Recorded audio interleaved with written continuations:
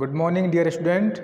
This is your teacher Balram Pal, and you are watching the online classes brought to you by Sri Nandiswar Vidyalaya, Aniyadhana. Today, we are going to study class 11th subject English, lesson 6 poetry, childhood, composed by Marcus Newton. Let's begin. When did my childhood go? Was it the day I ceased to be 11? Was it the time I realized that hell and heaven could not be found in geography, and therefore could not be? Was that the day? इसका मतलब क्या है कि when did my childhood go, कि मेरा बचपन कब चला गया। कवि की कल्पना है, कवि जो है एक प्रश्न करते हुए लहजे में जो है पूछता है कि मेरा बचपन कब यहाँ से चला गया। Was it the day I ceased to be 11? क्या वह शायद वो दिन तब था जब शायद मैं जो है 11 वर्ष का था। कवि कहने का प्रयास कर रहा है कि जो है 11 वर्ष तक ही जो है वो है बचपन की उम्र है। 11 वर्ष के बाद जो है इंसान में जो है जो किशोरावस्था का जो शुरुआती दौर होता है उसमें जो है हमारा बचपना जो मासूमियत है उतनी नहीं रहती। मतलब क्या कि बचपन की जो उम्र है कवि ने वो निर्धारित करने का यहाँ पर काम किया है, वो 11 वर्ष की है। कवि कहता है कि मेरा बचपन कब चला गया।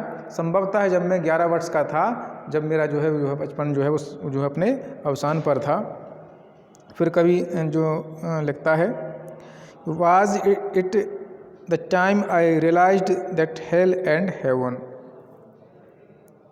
क्या यह वो समय था जब मुझे स्वर्ग और नरक, मतलब ये बचपन में हमें एक संकल्पना, एक परिकल्पना होती है हमारी कि जो स्वर्ग है वो पृथ्वी के जो है अलग हिस्सा है, नरक है जो पृथ्वी का अलग हिस्सा है, इस पृथ्वी से संबंधित नहीं है। तो मेरा जो है बचपन तभी तक है जब हमें जो है दुनियादारी की ज़्यादा समझ नहीं थी।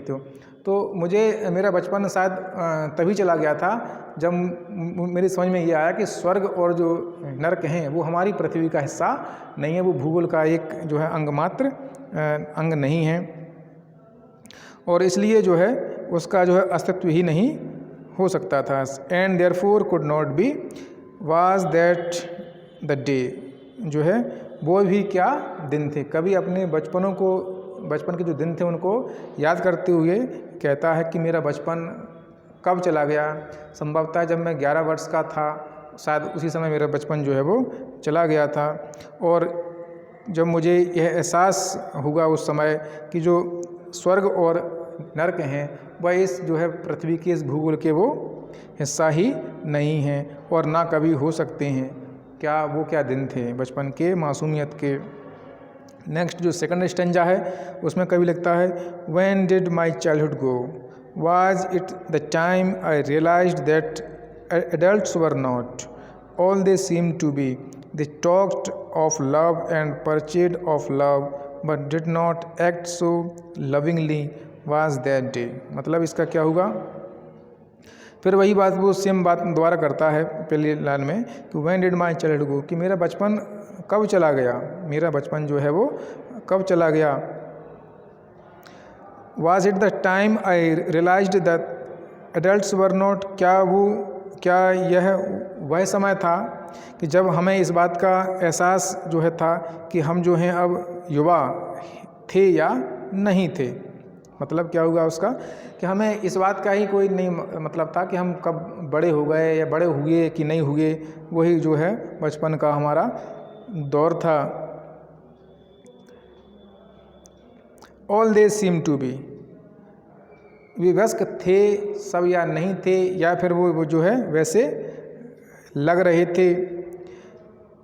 दे talked of love and preached of love, वे जो है वो प्यार की बातें करते थे और प्रेम का ही जो है वो आपको लेक्चर भी देते थे, उपदेश देते थे, परंतु वह इतना प्रेम पूर्वक जो है वो व्यवहार तो हमसे नहीं करते थे। मतलब क्या, जो लोग जो थे, चाहे वो वयस्क हैं या छोटे बड़े हों, वो हमसे प्रेम से बात करते थे, वो जो हमको प्रेम ही देते थे, लेकिन वो इतना प्रेम पूर्वक जो हमसे व्यवहार तो नहीं करते थे। What was that the day, ऐसे भी क्या, वो भी क्या दिन थे, जब मतलब क्या है, जब अपने बचपन के दिन याद करता है। थर्ड स्टेंजा में जो है कवि लिखता है, when did my childhood go, what is when I found my mind was really mine. मतलब क्या है कि मेरा बचपन कहाँ चला गया, क्या वो समय था जब मेरा जो मन है, जो मस्तिष्क है, वो वास्तव में उस समय में मेरा जो मस्तिष्क था वो मेरा ही था। जब भी मैंने अपने, मतलब क्या कि इंसान जो है हमेशा बचपन में अपने आप में ही समाया रहता है, उसे ज़्यादा लोगों से, दुनियादारी से, दुनिया की तमाम जो मुश्किलात हैं, चाहे वो राजनीतिक हों, सामाजिक हों, धार्मिक हों, आर्थिक हों, इन सभी जो बाहरी मुद्दे हैं, जो भौतिक मुद्दे हैं, उनकी बचपन में कोई चिंता नहीं होती। इंसान अपने आप में ही जीता है, उसका मस्तिष्क जो है वो अपने आप में ही रहता है। तो कभी इस प्रकार की भावनाएं व्यक्त करता है। To use whichever way I choose, मैं जो है वही रास्ता जो है मुझे अच्छा लगता था, वो जो चुनता था मैं वही उसका मैं उपयोग करता था। मतलब जो मेरा मन करता था मैं वही करता था। Producing thoughts that were not those of other people, मतलब क्या है, इसका मतलब क्या है कि मैं वह विचार जो है उत्पन्न कर सकता हूँ जो अन्य लोगों के ना थे, बल्कि मेरे अपने थे, केवल मेरे के। मतलब क्या है कि उस समय जो आपके थॉट्स हैं वो कैसे होते हैं, विचार होते हैं, वो मौलिक होते हैं। हमारे जो विचार मन में आते हैं वो किसी और के प्रभाव में नहीं आते हैं, जबकि वो हमारे विचार कैसे होते हैं, मौलिक होते हैं। हम जो है सोचते हैं वो वास्तविक में हमारे विचार किसी भी प्रकार के अन्य जो बाहरी जो कारक होते हैं उनसे अप्रभावित ही रहते हैं। वाज दैट द डे, वो भी क्या दिन थे। नेक्स्ट जो और आखिरी स्टंजा जो इस पार्ट का है, where did my childhood go, कि मेरा बचपन कहाँ गया। If when to some forgotten place, क्या कहीं ऐसी जगह पर चला गया, रास्ता भूल गया या भटक गया। तो मतलब कहता है कि मेरा जो बचपन था, कहीं ऐसे नहीं कि कहीं रास्ता भटक गया हो, कहीं चला गया हो, ऐसी जगह चला गया जहाँ से वापस भी नहीं आ सकता। That's hidden in an infants face, क्या वो किसी बच्चे के चेहरे में छुपा हुआ है। मतलब जो अपना बचपन है कभी किसी और दूसरे छोटे शिशु के जो है चेहरे में जो उसमें कल्पना करता है कि भले हमारा बचपन, इसमें कभी ये कहना चाहता है, संदेश ये है कि भले हमारा बचपन चला गया हो, लेकिन हम जब छोटे बच्चे देखते हैं, नन्हे शिशु देखते हैं, उनकी नन्ही नन्ही मुस्कान, अटखेलियाँ देखते हैं जो है, तो उसमें भी जो है हम अपने बचपन को हम उसमें प्रतिबिंबित या उसकी झांकी हम उसमें देख सकते हैं। तो कवि कहता है कि क्या मेरा बचपन किसी छोटे से बालक के जो है चेहरे में चला गया है। दैट्स ऑल आई नो, मुझे तो बस केवल इतना ही पता है।